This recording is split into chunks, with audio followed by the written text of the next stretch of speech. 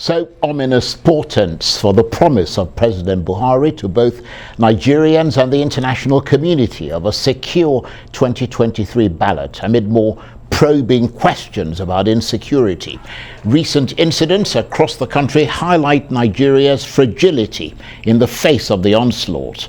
The searing attack on the home of the spokesperson of the Coalition of United Political Parties, or CUPP, Ikenga Ugochinyere, in which his uncle and other people were killed and his home burnt down, has provoked anger and sympathy. And so also has the attack on the ancestral home of the presidential candidate of the Young Progressive Party, Malik Ibrahim, in Kogi State, where a suspected bomb went off, blowing up part of the palace and killing a number of people. And these are just two out of numerous other incidents of political violence, including attacks on the Electoral Commission INEC offices, as well as incidents of banditry, a priest burnt alive in Niger State by alleged bandits, and political opponents killed across the country. So as political violence and banditry flare across Nigeria, how much of a threat does it pose to the safe conduct of the 2023 election? Well, for more on this, and also to reflect on his campaign so far, I'm joined now in the studio by the presidential candidate of the Young Progressive Party, or YPP, Prince Malik Ibrahim. Thank you very much indeed for coming in. And you have my sympathies for what happened. Thank you very much. Just tell us about that attack on your father's palace in Kogi State. Rather disturbing in the sense that, this is I'm somewhat biased. My father been on the throne for close to 30 years, and we've never had this sort of an incident before. It smacks of a lot of cowardly, sort of premeditated ideas of what we need to do to secure ourselves. It was unfortunate because the president was also visiting at the same time. An hour before he arrived, the bomb went off. It was pretty devastating one because we were finding parts of the car that blew up inside the palace, although we were very lucky that the security at the palace was good and it wasn't allowed in. It killed 4 people, unfortunately, and we sympathize with those families. And that is more than the government of the day in the state has done. Nobody has gone to see these families, and I'm so proud of my father for taking that time to go and do that. And in doing so, a lot of other rhetoric has come up, but he didn't attend the president's event, and unfortunately those that lack vision or sympathy or empathy would take that as an assault on the presidency. Well, it's almost perverse to expect someone whose house has just been bombed and people killed to go and attend a ceremony and sit there clapping hands. And that was really where I felt that the continued interaction between the state and my father has been very unfortunate, very public on social media and the media. A 93-year-old man that has done the best for Nigeria and for my state and for my people and for Nigerians in general, is getting dragged through the mud for something he did that any leader should do, which is to secure your people, make sure everybody's safe before you go there. And I think the president also appreciated him for doing that. Unfortunately, the government of the day in my state is still trying to figure out how to deal with the insecurity in the state, and it's sort of patting itself on the back for doing absolutely nothing. So, well, very sad. What do you think is behind the attack? Well, getting into the minds of a madman is trying to be mad yourself. It was a stupid act. We got to look at this in the sort of the professional manner, being a security expert. The president came into a state an hour before he arrived, 500 meters from where he was. A devastating bomb went off, killing 4 people and maiming countless others. That visit should never have happened. It should never have happened. We put the life of the president at stake. And that would have been hugely unfortunate for my state and for the country if something had happened to the president. So we need to understand that that is a fundamental moment missed in all this cover-up that's going on. Why? The DSS has done its best. It's apprehended 2 individuals. But why is it that everything that happens that is devastating to so the general politics of country today is coming and emanating from my state? the people in Owo that were captured from my state, the people that were arrested after that whole security aspect in Abuja, that countless of foreigners left from my state, the bomb from my state. Are we a bomb-making state? Are we not understanding that there's an issue here that should be understood? And I dare say that there are things that we are probably not seeing. There are things that are missed, but we're really in trouble. And going even just to go and campaign there is a difficulty. Peter Obi tried to go to my state. They wouldn't allow him to perform his constitutional right to assemble people in the state. He was denied that. We are told that we have to pay 39 million naira just to be able to campaign in the state. Why? And INEC isn't saying anything, the presidency, and I'm not just talking, I'm talking personally because I'm involved. It's so unfortunate that it's my father that was attacked and my family, and I don't even know, maybe it was me, I have no idea. But there is an issue that during political hour, all sorts of miscreants come out. The mischief is beyond. This thing is not permanent, it's an 8-year term. You're supposed to be there to do the people's bidding. And you get there from, I don't know where, no background, no education that tells you that your job is the first job, secure the people. Even in the Constitution of the Federal Republic of Nigeria, property and lives is job one. And we're missing this time and time again, and Nigerians need to focus on what is right for us rather than it's business as usual. This is the time to make money, assassins and bombing and killings. It does nothing but deter people from going to vote. Absolutely. And we get 28 million people last time. We'll probably have less this time. We're doing a really bad job in trying to encourage people to face their democratic rights, and it's an unfortunate situation. It occurred to me that perhaps you should be running for governor rather than president. The question is what are your capabilities? What are your capacities?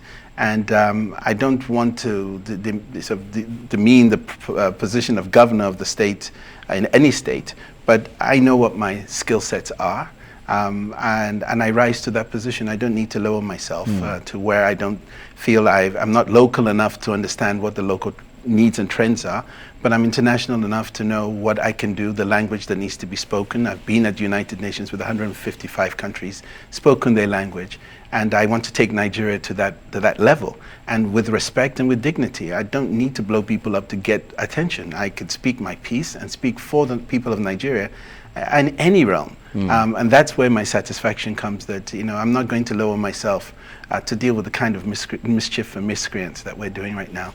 We have a nation to build. That's job one for anybody running for office.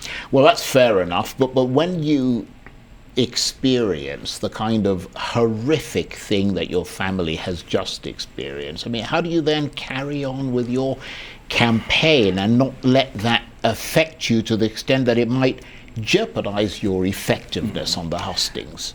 Two things happened to me in my lifetime that made me realize that, if you want to do the people's bidding, if you believe you're in this for the good of Nigeria, then stick with it. The first one was in 1997 when the Commonwealth was kicking Nigeria out, and General Abacha had dispatched my father to the Commonwealth, and he went to plead Nigeria's case. And I saw a man that didn't have to do this, do it, and didn't ask for anything, didn't ask for a reward or anything. He did it for his country. And I saw the results. Even Nelson Mandela was against Nigeria coming back into the Commonwealth. I remember that. And I even have I was so proud of that moment that I even framed the letter back thanking him for taking that choice, because none of the Nigerian government officials could travel, but he did this on his own coin, and we saved the day quietly.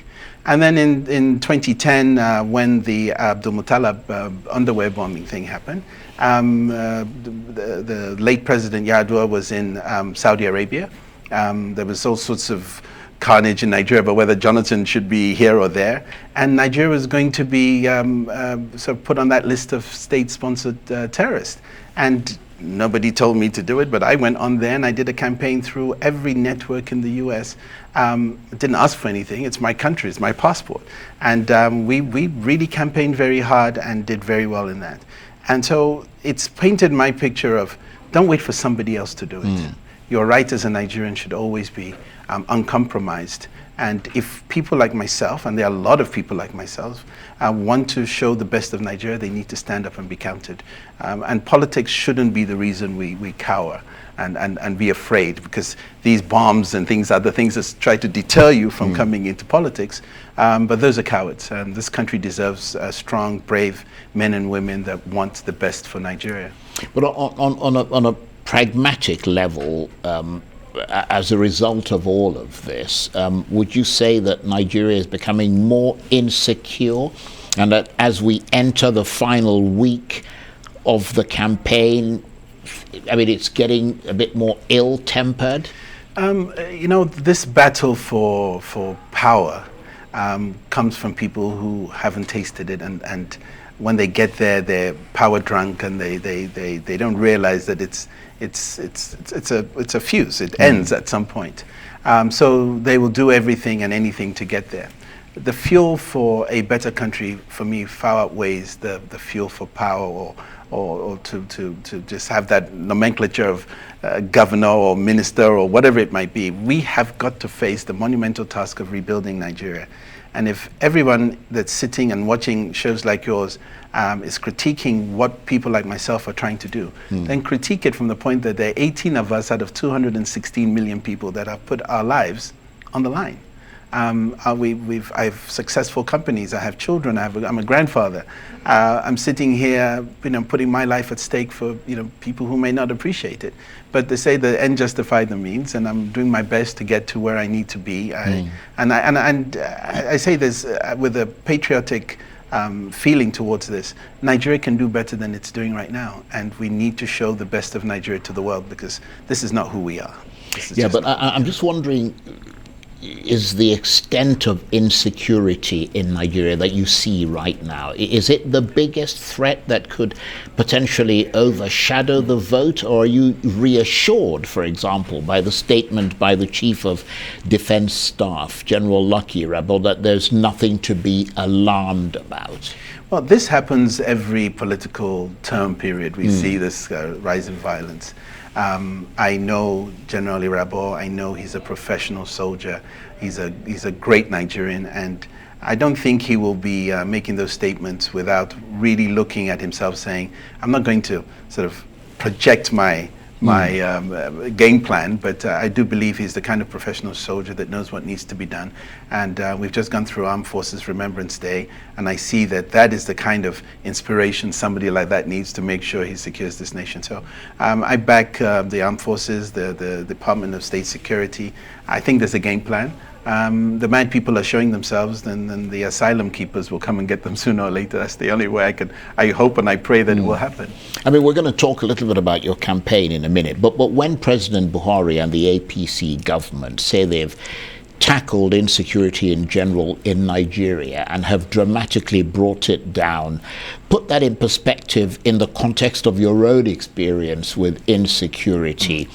And the attack on your father's palace, but also in a broader sense with the attacks on INEX offices, the killings of security officials in Kaduna and elsewhere, and the more sort of brazen attacks on things like train stations, etc.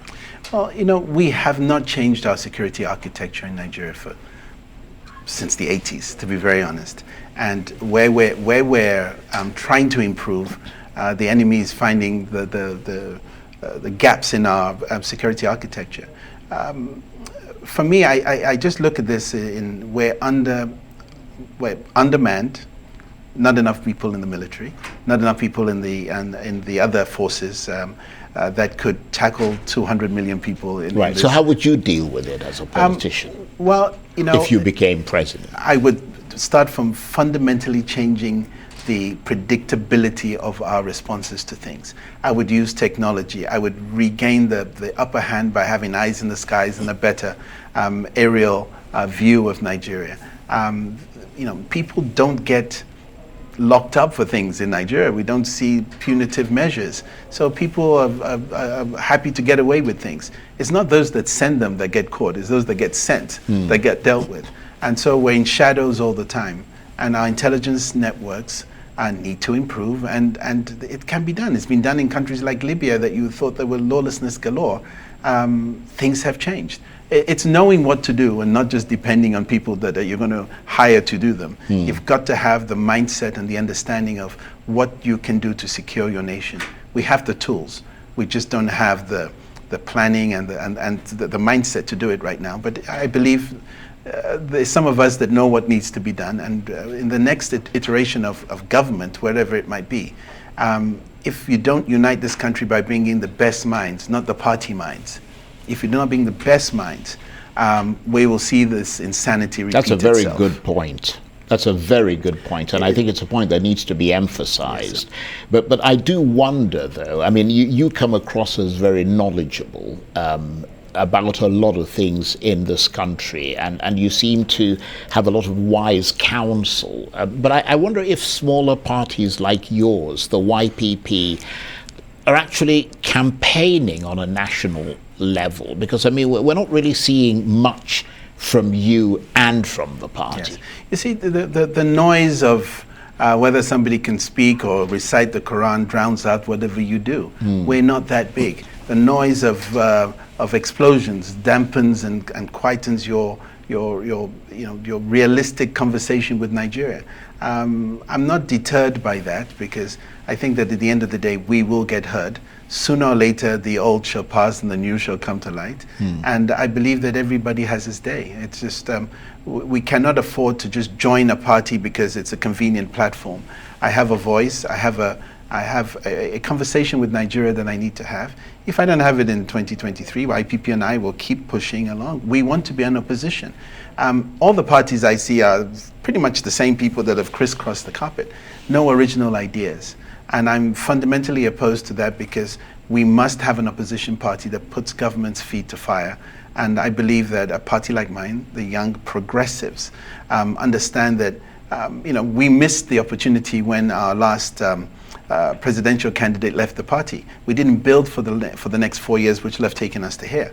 I don't intend to leave where I am, and I think that Nigerians, young Nigerians, will see what I'm doing. I'm not going into the shadows. I'm not a shrinking violet or anything like that. And I believe that we should build an opposition party that speaks to Nigerians in the voice that they will understand. And that's why I'm here. So in your assessment, what's the best way to frame this election? As a clash between populism, I mean, people like yourself, people like Peter Obi, who are kind of riding this wave of populism, and as opposed to the traditional Nigerian politics? I mean, is the choice that stark for voters, or is there a sort of grey area in between? We like business as usual in Nigeria. Everybody, we like things to be predictable. And unfortunately, we haven't understood that predictability in politics is definitely not right. There has to be a rebirth some point along the line, and that's why elections are held. My conviction is that the business as usual that we see is mainly due to the fact that the so-called structures are there. We're impoverished so that when they bring out the measly dollars that they do, everybody's happy and they'll take what they can get. But we're not realizing that the punishment that we're receiving far outweighs the benefit of 5,000 naira or 1 million naira to get a country back on its feet. So we sell ourselves short, and we're looking for sort of messianic rise. I don't think we should be looking for that. I think we should look for people that really project the best of what we want to be. Can you see your reflection in me? Am I the kind of person that your child will wake up one morning and say, "Mommy, Daddy, I want to be like this man, my president"? Not, some people where if your kid said that, you would want to put them back in the womb and say, "Cook some more, you're not ready." We have problems. But I'm not because I'm on this show. I've been here a few times. Unless we expose ourselves in the media in ways that are not contrary to what is Nigerian, that we're not trying to destroy the government, we're trying to build the country, we will never get past this. It's my turn. I've done it long enough. You give me a chance. No, it's the content of your mind and your heart, not the fact that you stood in line and you didn't get bread and now you want to get it by all means necessary. But your focus seems to be, in the broader sense, nation building. Absolutely.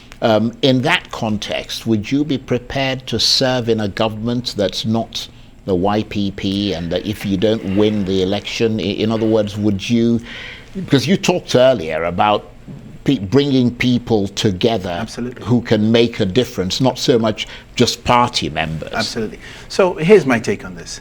I love Nigeria. I'd like to keep it one in all senses of that word. And if the skill sets that I have help build a better country, I'm not leaving my party because I believe in the ideology, but I would take that ideology to help build a better country. And I'd maybe in the process, maybe convince a few people to join the party at the same time because of the good I will do and the kind of skill sets that I'll bring to the table. But to join just to, I don't know, I shouldn't go into government to make money, but that's not my motivation. I've done very well, and I thank the Almighty for the skills that I have, but I believe my country needs them, and I would definitely put my best in if the right kind of president came in. So it's not up to me. If the right person came in with the right kind of diction and said, I need your help, Nigeria needs you. It's that classic poster, your country needs you. I would certainly do the best to try to unite and progress this country in the right way. Prince Malik Ado Ibrahim, I want to thank you very much indeed for coming in to talk to us. And he is the presidential candidate of the Young Progressive Party, or YPP. Thank you very much. Thank you so much.